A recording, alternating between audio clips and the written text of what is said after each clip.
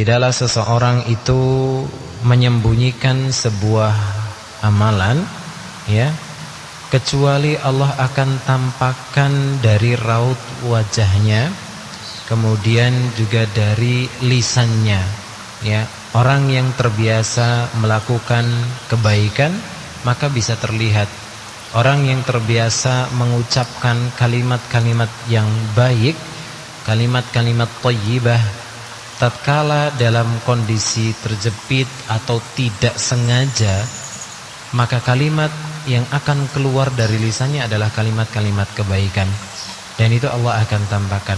Dari sini hadirin jamaah sekalian, kemarin kita tutup dengan sebuah nasihat dari Salman radhiyallahu taala anhu, ya, sebagai seorang muslim yang mungkin terkadang kita melakukan sebuah kesalahan, maka beliau menyampaikan yang ini ada kaitan erat dengan nasihat dari Utsman bin Affan, idza asa'ta sayyi'atan fi sarirah, jika kalian pernah melakukan sebuah maksiat, keburukan yang dilakukan secara sembunyi-sembunyi, fa ahsin hasanatan fi sarirah, maka berusahalah untuk segera melakukan kebaikan ataupun ketaatan secara sembunyi-sembunyi juga.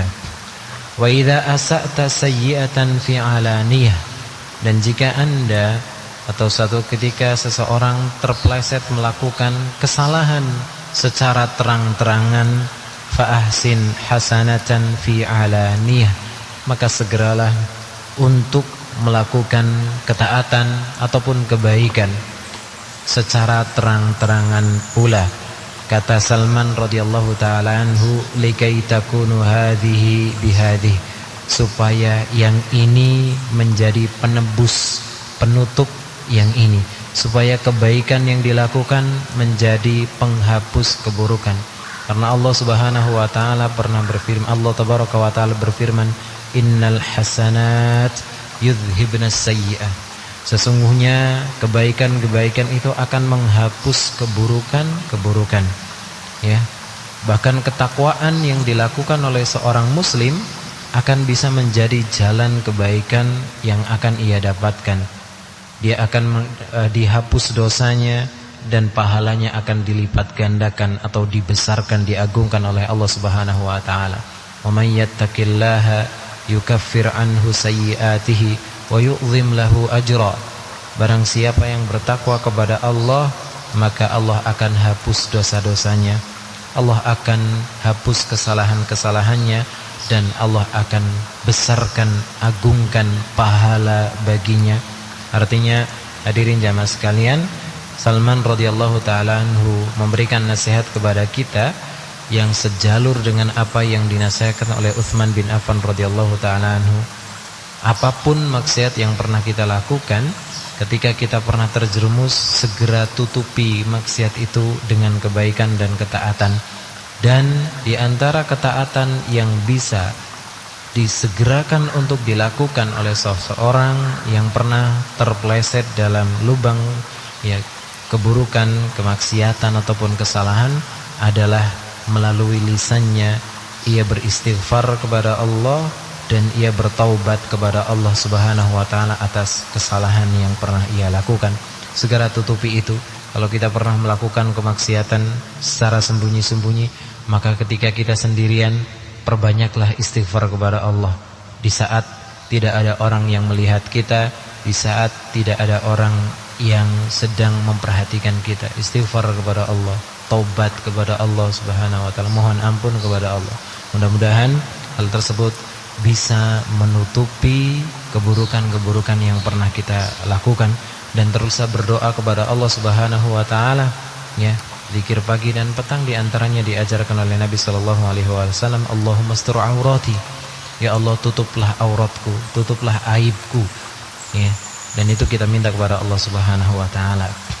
Hadirin yang kami hormati, kemudian kita akan mendengarkan nasihat yang lain yang disampaikan oleh Utsman bin Affan radhiyallahu taala anhu, yang ini merupakan nasihat yang ketiga dan juga keempat insyaallah, ya, yang disampaikan oleh Utsman bin Affan dan kita nukilkan dari kitab Mawa'idhus Shahabah yang ditulis oleh Syekh Dr.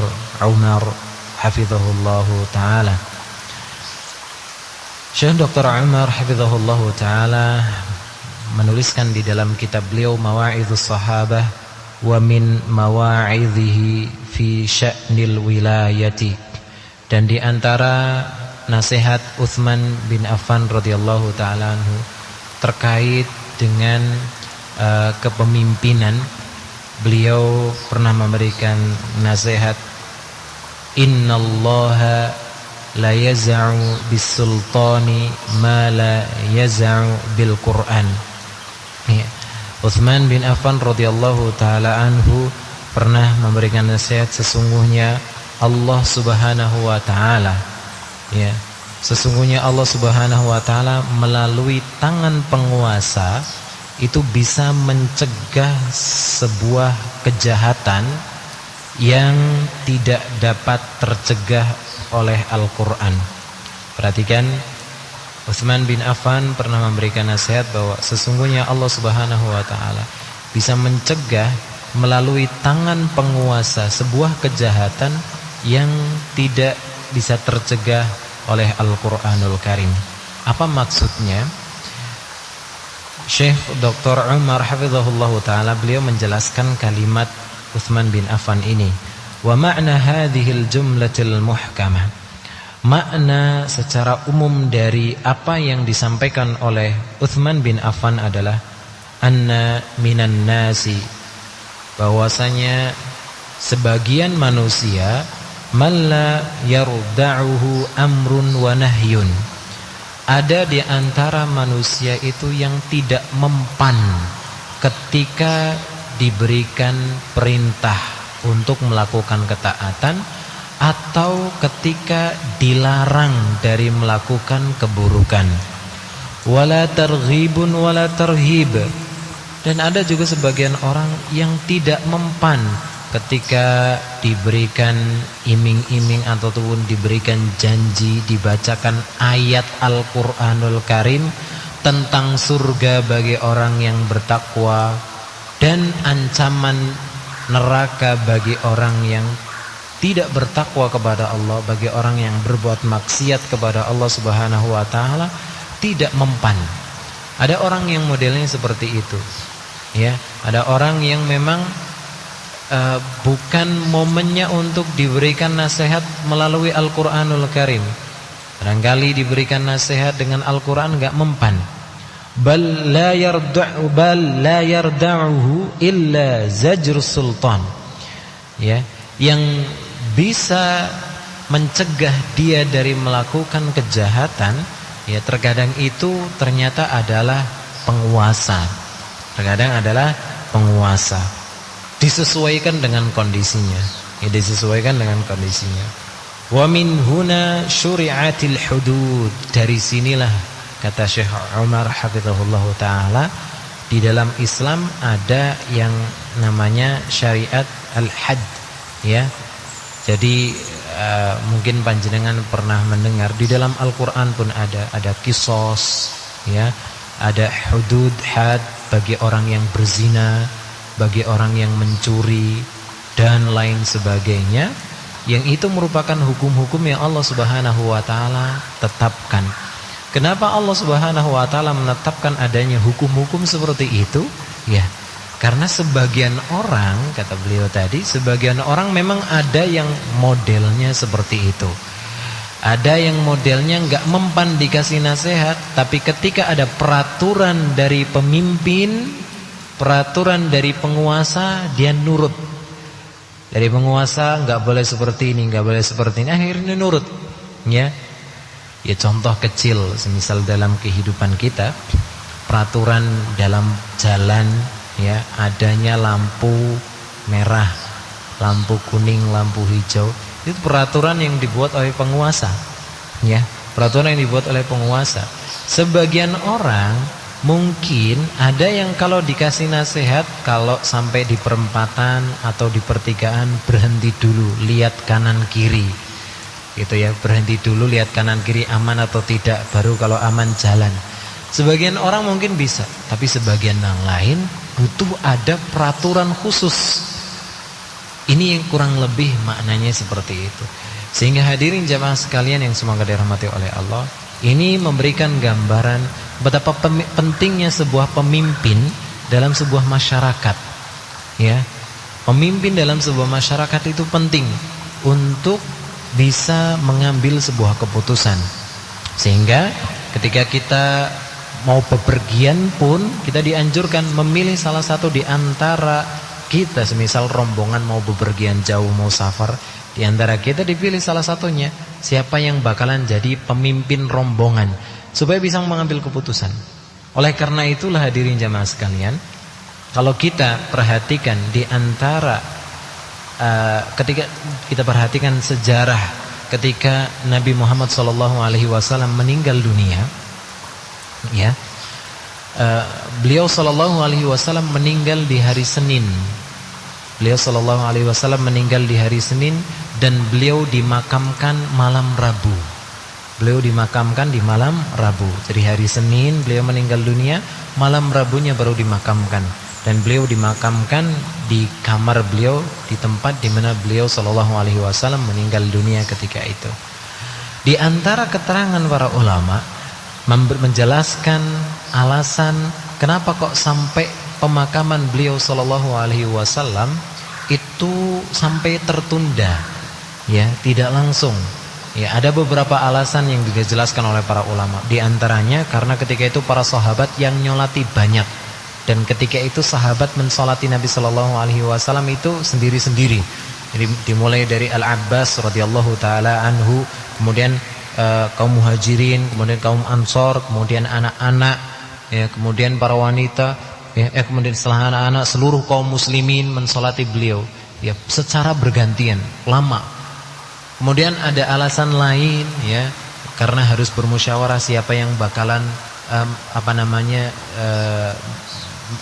ikut dalam proses yang mengurus jenazah Nabi SAW. Dan di antara alasan yang dijelaskan oleh para ulama kenapa kok sampai tertunda adalah karena para sahabat ketika itu harus memilih salah satu di antara mereka siapa yang akan meneruskan Rasulullah SAW untuk memimpin kaum mukminin ketika itu. Sampai pada akhirnya ditentukanlah Abu Bakar As-Siddiq radhiyallahu taala anhu untuk menjadi khalifah yang pertama. Ini menunjukkan gambaran bahwa pentingnya sebuah kepemimpinan, ya, supaya masyarakat itu tertata. Sehingga ketika zaman Abu Bakar As-Siddiq radhiyallahu taala anhu, di zaman beliau dulu sudah kita kisahkan tatkala kita menyampaikan nasihat dari Abu Bakar As-Siddiq radhiyallahu taala anhu, sebelumnya ketika kita menyampaikan sejarah kehidupan beliau radhiyallahu taala anhu, maka di awal kepemimpinan Abu Bakar As-Siddiq radhiyallahu taala anhu ada di antara, ya, ketika itu masyarakat yang ternyata kembali kepada kekufuran, ya, kembali kepada kekufuran. Atau di antara mereka ada yang enggan membayar zakat, ya, enggan membayar zakat. Ini butuh sosok pemimpin yang bisa menghandle permasalahan seperti ini.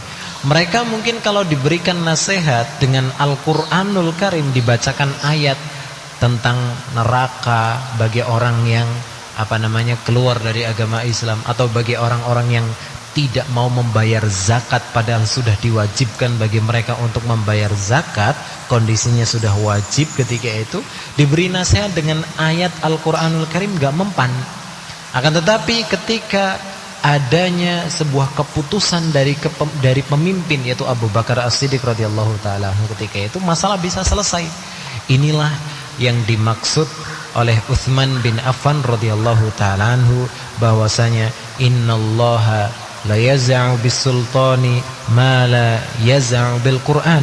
Sesungguhnya Allah Subhanahu wa taala itu terkadang Allah mencegah sebuah keburukan melalui tangan pemimpin, yang hal tersebut terkadang tidak bisa dicegah dengan Al-Quranul Karim secara langsung. Dibacakan ayat gak mempan, tapi kalau sudah ada peraturan baru mempan. Ini sebagian orang yang ada seperti itu. Meskipun banyak juga di antara kaum muslimin yang ketika berbuat salah dinasehati, ittaqillah, bertakwalah kepada Allah, sudah ketakutan, sudah khawatir, kemudian dia sudah berusaha bertaubat kepada Allah.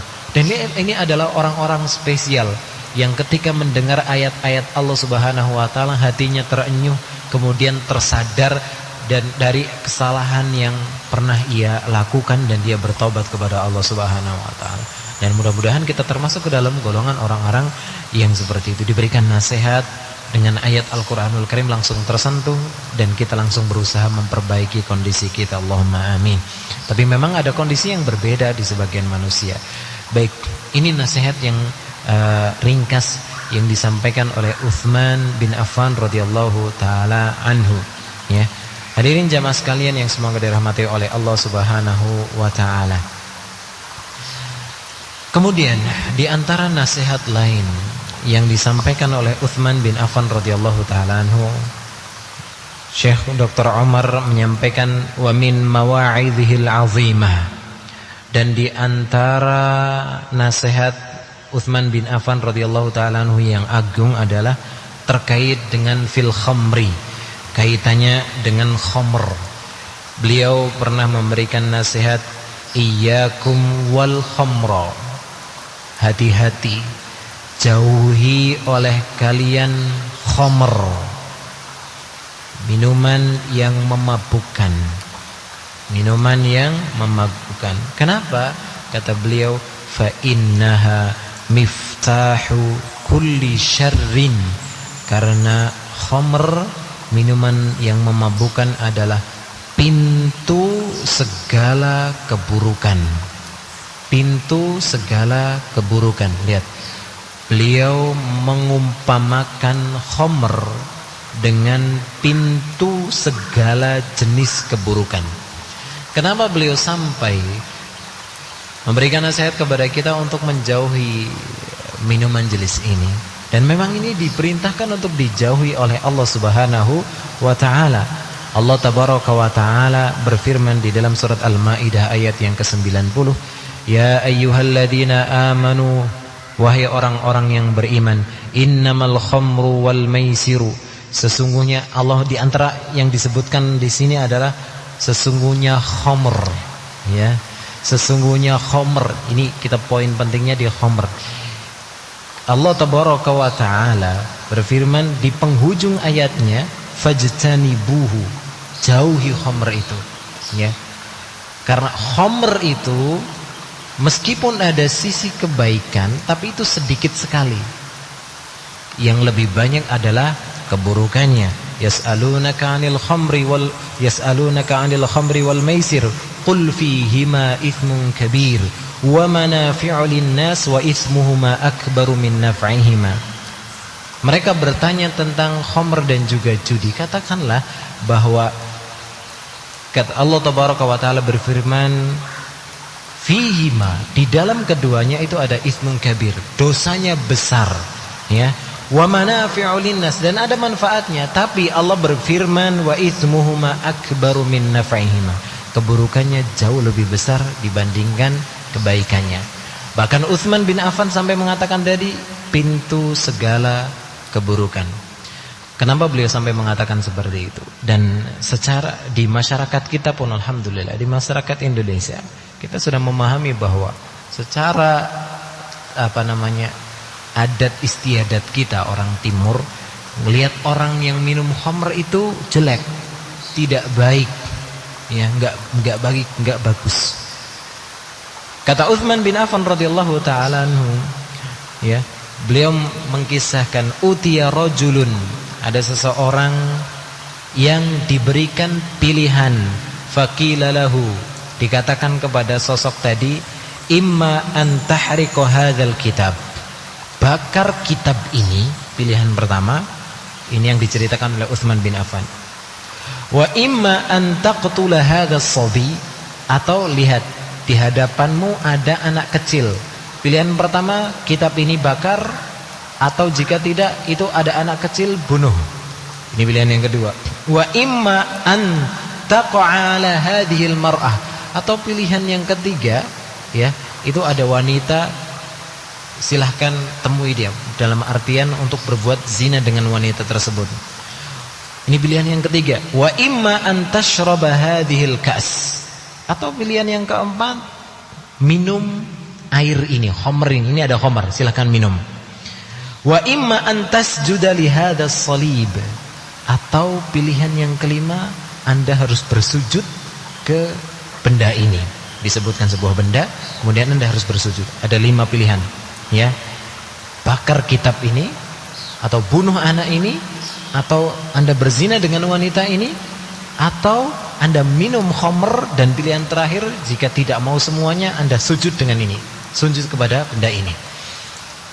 Maka kata Uthman bin Affan radhiyallahu taala anhu, qala falam yara fiha syai'an ahwana min syurbil ka's. Maka orang itu mengira bahwa kayaknya dari kelima pilihan yang paling ringan adalah minum khamrnya, cuman segelas, ya. Falamma syaribaha, tatkala sosok tadi yang diberikan pilihan tadi, semuanya buruk itu, ya. Semuanya buruk, diberikan pilihan dikiranya ini yang paling ringan. Tatkala diminum, ternyata hilanglah akalnya, dalam artian mabuk. Maka beliau radhiyallahu taala anhu mengatakan, falamma syariba, tatkala sudah meminum, sajada lis-salib, dia pun bersujud kepada benda tadi yang disuruh untuk bersujud. Wa qatala as-sabi, kemudian ternyata ada anak kecil di situ, mungkin mengganggu dia, dibunuh juga. Wa waqa'a 'alal mar'ah, kemudian ada wanita di situ diperkosa juga. Wa haraqal kitab, dan kitab yang tadi diperintahkan di awal pun akhirnya dibakar.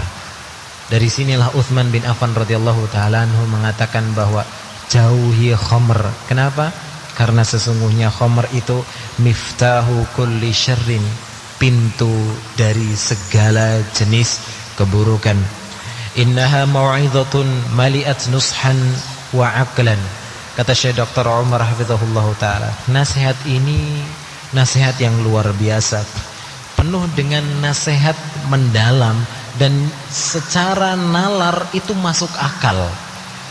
Lau ta'ammalaha alladhina butulu bi syurbi ummil khaba'ith fa afsadat 'alaihim adyanahum wa 'uqulahum wa amwalahum wa shattatat umurahum lawajadu fiha tashkhisan lid-da'i. Maka kata beliau, kalau seandainya orang-orang yang sudah tenggelam untuk minum khamr ini memperhatikan nasihat Uthman bin Affan radhiyallahu taala anhu, yang ketika dia minum itu bisa merusak segalanya, ya. Agamanya akan rusak, akalnya juga rusak, hartanya juga habis untuk membeli minuman-minuman seperti itu, dan urusan dia nggak selesai. Sebagian orang mungkin beralasan karena pengen ngefly, pengen hilang dari masalah.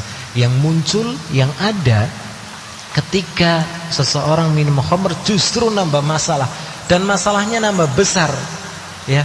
Kalau dia nggak minum khamr, masalahnya hanya sekedar permasalahan yang dihadapinya ketika itu. Tapi ketika dia minum khamr, sudah nanti masalahnya tidak selesai, dia akan dapat masalah juga di sisi Allah Subhanahu wa taala, karena dia telah melanggar apa yang Allah Subhanahu wa taala larang untuk didekati, untuk diminum. Maka ketika dia memperhatikan nasihat Uthman bin Affan, maka dia akan dapati nasihat itu adalah obat yang luar biasa. Wa yakfil mu'min an yata'ammala fi awaqibiha sayyi'ah liyatrukaha. Seorang mukmin itu layaknya sudah cukup dengan memperhatikan efek buruk yang akan didapatkan oleh seseorang yang minum khamr. Saya yakin kemungkinan panjenengan juga pernah melihat kondisi orang yang minum khamr, kondisinya ya tidak baik, ya, nggak baik, efeknya juga nggak baik. Seorang mukmin harusnya melihat yang seperti ini sudah cukup membuat dirinya menjauh dari khamr. Fadlan an zawajiril Qur'ani was sunnah. Terlebih ketika dia mendengarkan firman Allah Subhanahu wa taala di dalam Al-Qur'anul Karim dan juga hadis Nabi sallallahu alaihi wasallam terkait larangan khamr.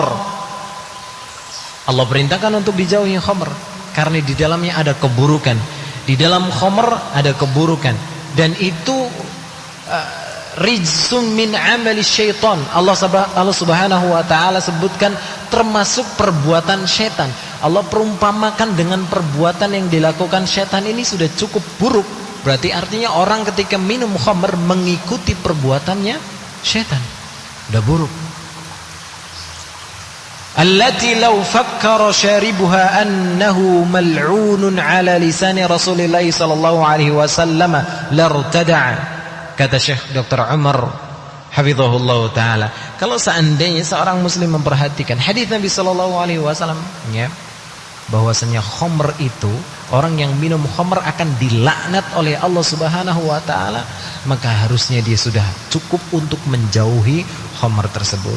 Hadirin yang semoga dirahmati oleh Allah Subhanahu wa taala, Utsman bin Affan yang memberikan nasihat ini adalah sosok yang sebelum kedatangan atau diutusnya Nabi Muhammad SAW pun beliau adalah sosok yang tidak pernah minum khamr.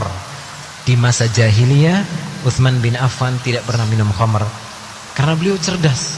Beliau faham ini adalah keburukan, mana yang buruk, mana yang baik, dan beliau faham khamr itu pintu keburukan.